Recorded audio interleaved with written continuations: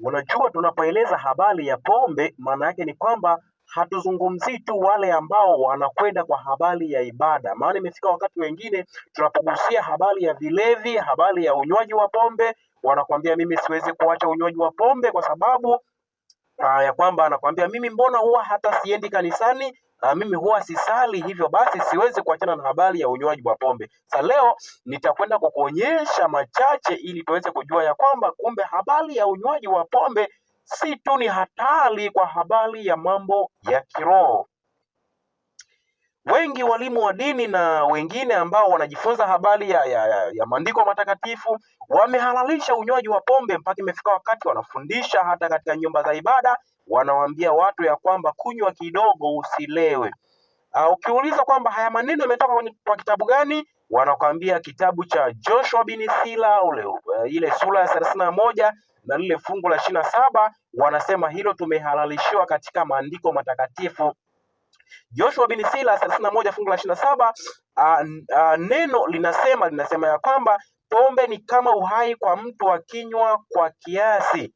Maisha yafaa nini bila pombe? Imeumbwa iwafurahishe watu. Kwa hiyo wanaposoma kitabu hicho cha Joshua bin Sila, basi wanachukua kama lilivyo, wanalipeleka hata nyumba za ibada, wanaanza kufundisha watu, na mpaka imefika wakati hata watu ambao hawafiki katika nyumba za ibada wanakuambia kwamba mbona hata maandiko yanasema kunywa kidogo usilewe. Sikiliza, tunapojifunza habari hizi ni kwamba lazima tuweze kutafakari maandiko matakatifu yanamaanisha nini. Nimesema leo nitakwenda kukuelekeza ya kwamba tuweze kutambua ya kwamba pombe sio haramu tu kwa habari ya mambo ya kiroho, hata katika habari ya mambo ya kimwili pombe imekuwa inaleta changamoto, hata maafa. Sikiliza, kitabu hicho cha Joshua bin Sila, ule ukurasa ile sura ya 31 fungu la 25, maandiko matakatifu yameeleza au Biblia hiyo ya Joshua bin Sila imesema ya kwamba usijionyeshe kuwa hodari kwa kunywa pombe, maana pombe inawaangamiza wengi. Hiyo Joshua bin Sila inaeleza habari hizo,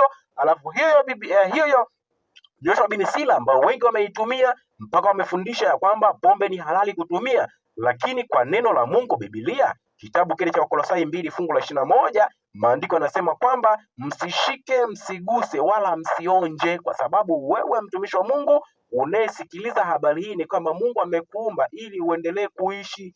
Hivyo kwa lugha rahisi ni kwamba pombe ni muangamizaji na ni hatari katika maisha yetu ya kimwili, lakini pia yanasababisha hata mambo ya kiroho yanapotea. Sasa ngoja nikuonyeshe machache sasa ili kwamba uweze kutambua ya kwamba kumbe wapo ndugu zangu waliohatarisha maisha yao, na kama mimi nimekuwa muhanga na mtumiaji wa habari ya vilevi, nafikiri ni salama, inaweza kaleta hatari sana.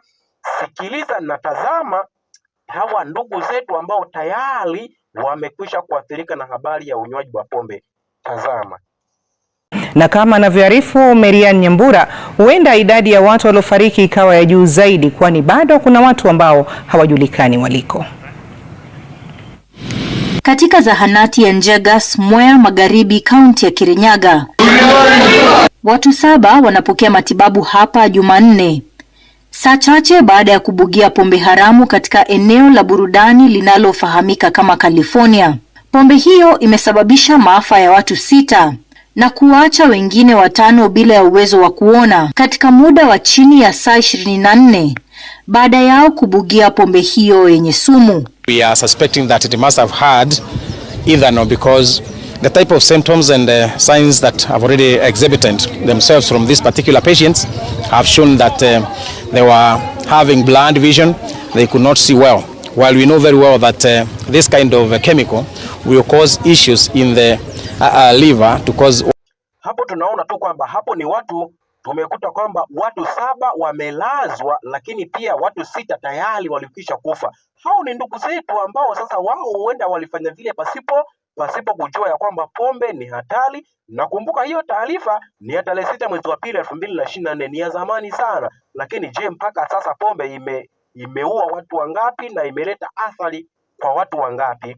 Na kama yawezekana hata wewe rafiki yangu ambaye labda ni ndugu yako yupo katika uhanga huu wa utumiaji wa pombe pasipo kujua, inatakiwa sasa tuweze kuelimishana ya kwamba maandiko matakatifu yameonya kwa habari ya unywaji wa pombe. Lakini sio hapo tu, pombe inaendelea kuathiri watu wengi sana.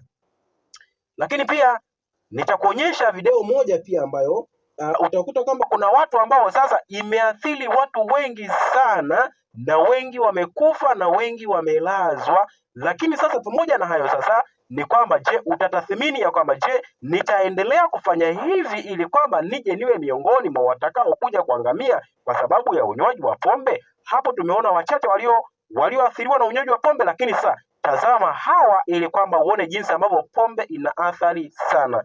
Sikia. Watu watatu wamepoteza uwezo wa kuona baada ya kubogea pombe haramu katika eneo la Kangai, kaunti ya Kirinyaga. Kulingana na ripoti za wakazi ni kwamba wawili wa waathiriwa walifikishwa katika zahanati ya Kari huko Kangai Jumanne asubuhi wakilalamikia upofu wa ghafla. Walipata huduma ya kwanza kabla ya kupelekwa katika hospitali ya Kerugoya level 5 kwa matibabu zaidi. Mwathiriwa wa tatu aliletwa kwenye zahanati mchana pia akiripoti kupoteza uwezo wa kuona ghafla. Tukio hili la kutisha linajiri mwaka mmoja na miezi miwili tu baada ya mkasa sawa na huo ambao watu 23 walifariki na wengine kadhaa kupoteza macho baada ya kunywa pombe haramu. Watu walikufa 20 hapa Kangai, tena tu. The same Kathika same location. Na hiyo watu mbando ni wale tu Kathika same location. Sasa sisi wananchi wanauliza tutaumia kweli serikali iko? Ningeomba watu wa Kangai tushirikiane, kama kuna mtu yeyote analete pombe mbaya kama yenye ilitudhuru ikatuangamizia watu 17 mwaka uliopita, tushikane. Rafiki yangu, unasubiri nini mpaka sasa? Lakini pia je, mpaka hapo una mpango gani juu ya ndugu na jamaa ambao wao bado wanaendelea na utumiaji huu? Je, unahitaji kudumisha afya yako? Ushauri wangu, embu tuweze kuepukana na habari ya unywaji wa pombe. Haijalishi viwanda vingi vinaendelea kuzalisha vilevi, ni kwamba hizo ni hila za mwovu na mbinu za shetani ili kwamba watu waendelee kuangamia pasipo matumaini. Habari hii na ujumbe huu utakapoupata, embu tuweze kufanya matengenezo ya kuachana na habari ya vilevi. Lakini pia unapomwona ndugu yako, rafiki yako bado hajapata habari hii, basi embu jaribu kumshauri na kumwelekeza ya kwamba habari ya utumiaji wa pombe ni hatari kwa afya yako. Basi ikiwa ni ombi lako kwamba Mungu nisaidie sasa niweze kupona na changamoto hii, ikiwa nimeathirika sasa, nimekuwa ni muhanga na nimekuwa mtu ambaye nashindwa kuacha habari ya utumiaji wa pombe, lakini ninakuomba basi tuma ombi lako ili tuweze kushiriki kwa pamoja ombi katika video hii. Lakini pia kwa sababu video hii inakusaidia wewe na ndugu na jamaa yako, basi usisahau kushare na kuweza kuwasambazia na wengine video hii ili kwamba waweze kubarikiwa na wote tuweze kuwa na afya njema ambayo itatuandaa kwa ajili ya kumsubiri Kristo ajapo. Mungu akubariki sana kwa ujumbe huu wa leo ambao ulikuwa unahusu ya kwamba tusifikiri tu pombe ni kwa ajili ya habari ya haramu ya mambo ya kiroho, hata habari ya afya zetu pombe inaathiri. Mungu akubariki sana. Sasa nitaomba kwa ajili yako, basi tuweze tumuombe Mwenyezi Mungu. Asante Mungu wetu kwa neema na baraka zako, tunashukuru kwa ujumbe huu. Baba, tunaomba kila atakayeupata ujumbe huu kampatie nguvu na uwezo wa kuweza kutoka katika changamoto hii ya utumiaji wa habari ya ulevi. Asante kwa kutafanya hivyo, ndivyo tunaomba kwa jina la Yesu, amen. Karibu kwa kuendelea kufuatilia chaneli hii ya Matata TV, kwa sababu itakuwa na masomo mengi ambayo yatakuwa ni mbaraka sana. Mungu akubariki sana.